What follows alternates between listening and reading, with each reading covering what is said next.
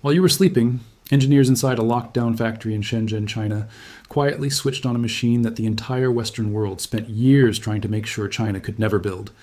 And here is the truly wild part. They did not just build it, they built it differently, cheaper, and in ways that dodge every single legal wall that was supposed to stop them. Right now, as of 2026, that machine is running. It is generating light. And if the people working on it hit their targets, it is going to print chips that the United States government absolutely does not want China printing. Today, I'm going to break all of this down for you. What this machine actually is, why the world's most powerful governments were terrified of China ever building one, what China actually pulled off, where the real gaps still are, and most importantly, why this matters even if the machine is nowhere close to perfect yet. Because that last part is the thing most people are completely missing. Stay with me. Let us start with the machine that everyone is talking about. It is called an EUV lithography machine. EUV stands for Extreme Ultraviolet, and if that sounds like science fiction, the way these things actually work will make your head spin. To build the most advanced chips on the planet, the chips inside your phone, the chips powering AI servers, the chips that make modern military systems function, you need to draw circuits onto silicon that are almost unimaginably small. We're talking about features smaller than a single virus. You cannot see them with any normal microscope. The only way to print circuits that tiny is by using a very specific type of light with an extremely short wavelength of exactly 13.5 nanometers. That is the wavelength of extreme ultraviolet light. And here is where the story gets interesting. For roughly 2 decades, only one company on Earth knew how to produce that light reliably and at industrial scale. That company is ASML, a Dutch firm headquartered in the city of Veldhoven in the Netherlands. ASML took over 20 years and approximately $10 billion, with investment help from Intel, TSMC, and Samsung, to figure out how to make EUV work in a real factory. The process they landed on is completely insane when you describe it out loud. Inside their machine, a laser fires at tiny droplets of molten tin 50,000 times every single second. Each droplet gets hit twice. That double laser strike turns the tin into a superheated plasma, and that plasma releases EUV light at exactly the right wavelength. That method is called laser-produced plasma, or LPP. It works. It has been proven at mass scale. Every cutting-edge chip made by TSMC and Samsung today, for Apple, for NVIDIA, for Qualcomm, gets made using ASML's EUV machines. And those machines are extraordinarily expensive. A standard ASML EUV system costs around $200 million. Their newest generation, called High-NA EUV, costs between $350 million and $400 million per unit. Just one machine. Intel received the very first production-grade High-NA EUV system, the ASML TwinScan XE on Triton 5200B in late 2025. This machine prints features as small as 8 nanometers and is described as the most advanced piece of manufacturing equipment ever created by human hands. ASML shipped 48 of their EUV systems in 2025 and plans to ship 65 in 2026. The demand is enormous because every major tech company on the planet is racing to build AI infrastructure. And every single one of those AI chips requires ASML's tools to exist. Now here is the geopolitical angle that makes everything else make sense. Since 2019, the United States government has pressured the Netherlands to block ASML from selling any EUV machines to China. Not the cheap ones, not the old ones, none of them. Zero. The logic was straightforward. EUV machines are the single most critical choke point in advanced chip manufacturing. If China cannot access EUV, China cannot build chips below roughly 7 nanometers at competitive scale. And if China cannot do that, it falls behind in AI, in military computing, in every technology that runs on advanced silicon. The export ban was, in theory, an unclimbable wall, and then China started climbing it. Here is what actually happened in Shenzhen. In December 2025, Reuters published an explosive report with a stunning claim. A team inside China had completed a functional EUV prototype earlier that year.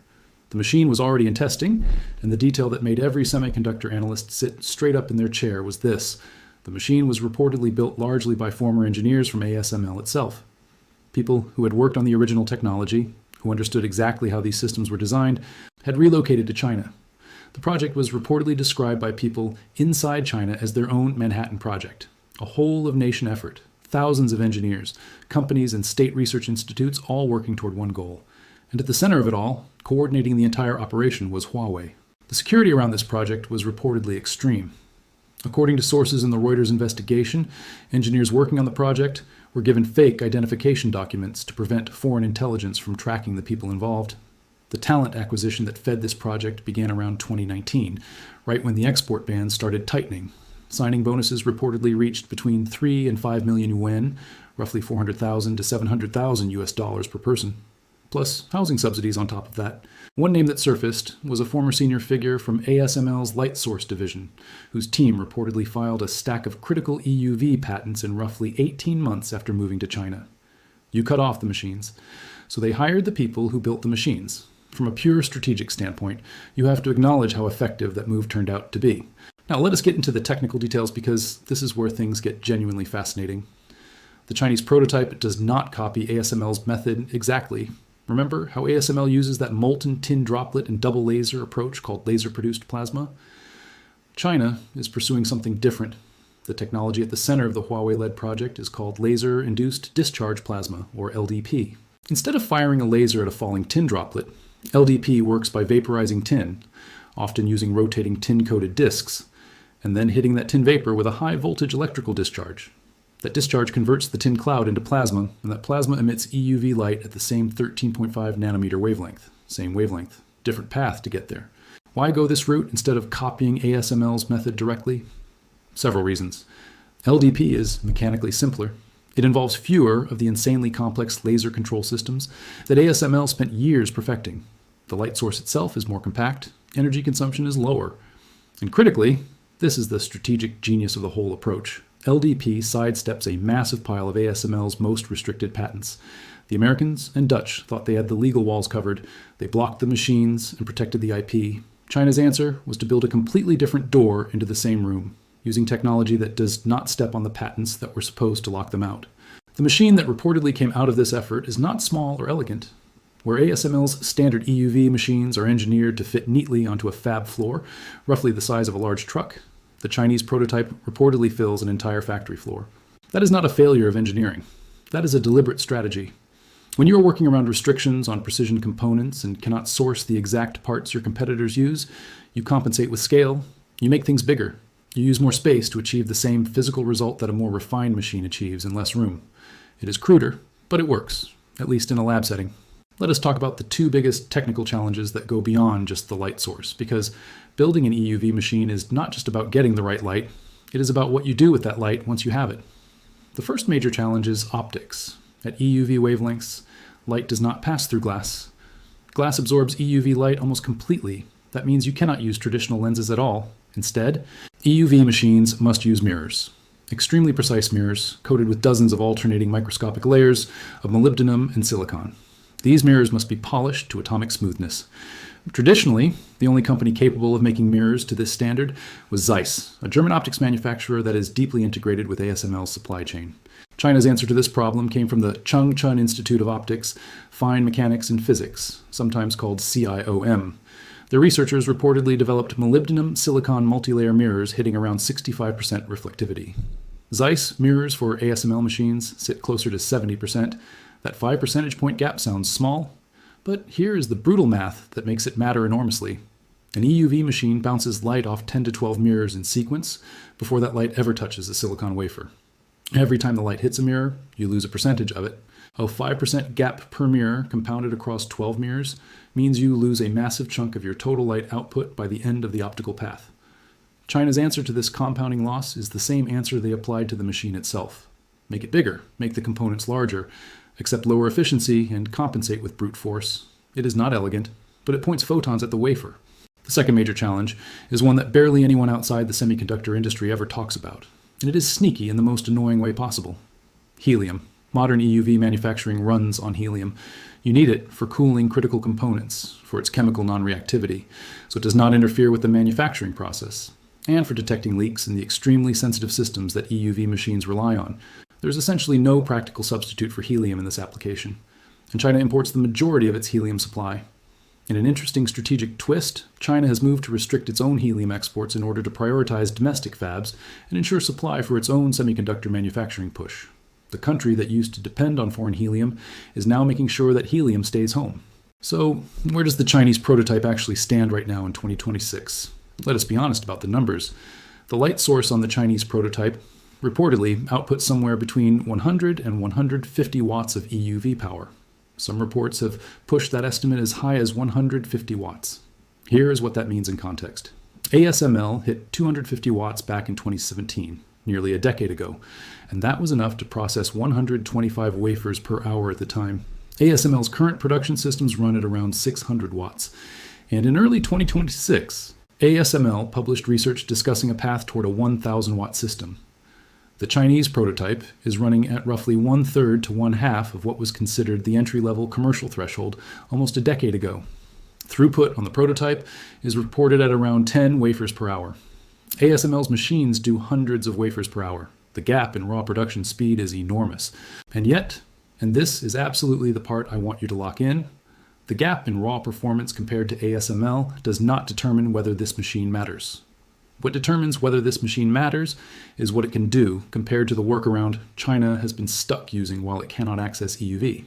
Right now, Chinese fabs like SMIC are building their most advanced chips using a technique called multi-patterning with older deep ultraviolet, or DUV, lithography machines. The concept is straightforward in theory and brutal in practice. Instead of using EUV to print a circuit layer in one precise shot, you run the wafer through the DUV machine multiple times, layering patterns on top of each other to approximate the resolution that EUV would give you in a single exposure. Semiconductor has actually achieved 5 nanometer class production using this approach. It works, but it is slow, it is expensive, and every additional pass through the machine is another opportunity for something to go wrong, another chance for a defect to ruin the wafer, another drag on your manufacturing yield. It is like writing a letter by making 12 separate trips with different colored pens instead of just writing it once with a single pen that has all the colors already in it. Now imagine that instead of that painful multi-patterning grind, you have even a slow, imprecise, factory floor-sized EUV machine that can handle the most critical layers in a single shot. Your yield goes up, your manufacturing cost drops, your throughput per wafer improves on those critical steps. You do not need to match ASML to gain a massive advantage over your own current situation. You just need to beat your own worst workaround. And that is the strategic calculation that the Western analysts who dismiss this prototype with a shrug are consistently underweighting. The timeline question is where serious disagreement lives. Chinese insiders have described 2030 as a realistic target for producing working chips from the prototype. Skeptics from Western research institutions point to the historical pace of ASML's own development and argue that China's current prototype is roughly equivalent to where ASML demo machines were in 2006 or 2008. If you apply the same development timeline that ASML needed, roughly 12 to 14 years from a working demo machine to commercial chip production at advanced nodes, that puts China somewhere between 2037 and 2039 for truly competitive EUV capability. The Semiconductor Industry Association has said that the gap between China and the global leading edge has narrowed to roughly 12 months as of 2026. The Chinese government has stated that the Semiconductor Industry Association data suggests achieving full process independence in high-end chip manufacturing around 2028. Experts from independent research firms put realistic mass production capability at 2030 or later. Who is right? Probably both, depending on what question you're asking. If you're asking when China will have an EUV machine that competes with ASML's current best, the answer is probably not this decade in any serious way. ASML is not standing still. Their high-NA EUV machines are already shipping to Intel, already printing at 8 nanometer resolution, already enabling sub-2 nanometer chip production. TSMC has committed to deploying high-NA EUV from its A14 node in 2028. By the time China's EUV is producing chips at commercial scale, ASML will be on its next generation beyond that. But if you are asking whether China now has a machine that produces real EUV light and moves their domestic chip capabilities meaningfully forward compared to DUV multi-patterning, the answer to that question appears to be yes.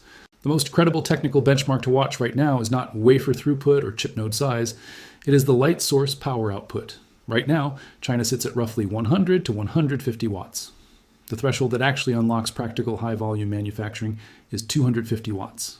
That is the number ASML hit in 2017 to cross from laboratory tool into production-capable machine. If China pushes their LDP light source past 250 watts without losing everything to waste heat, which is currently one of LDP's central problems, the tendency to convert too much energy into heat instead of usable 13.5 nanometer light, that is the moment the Shenzhen lab becomes something that can actually go into a real factory. That is the signal everyone serious in this industry will be watching for. There is one more piece of this story that has not gotten nearly enough attention, and it connects back to how China even got close enough to build this prototype. While the export bans were shutting the front door, China spent years quietly buying second-hand ASML machines on international secondary markets, older units that were not covered by the same restrictions. Engineers tore those machines apart. They studied every component. They mapped every system. Some of the components inside the current Chinese EUV prototype reportedly came directly from those salvaged older ASML machines, along with parts sourced from Canon and Nikon DUV systems. The prototype is not fully homegrown in every sense, not yet. But the light source technology, the optical mirror work coming out of CIOM, and the core engineering approach are genuinely domestic Chinese developments. Where does all of this leave us heading into the rest of 2026? ASML is simultaneously the company that China is trying to beat, and interestingly, one of China's largest customers. China was ASML's biggest single market in 2025, accounting for roughly 33% of total revenue. Even with EUV banned, China still buys enormous quantities of ASML's older DUV machines. ASML has even built a remote monitoring kill switch into their systems. The company can detect any interruption or abnormal behavior in their EUV portfolio, and their machines literally cannot be relocated without ASML's direct involvement.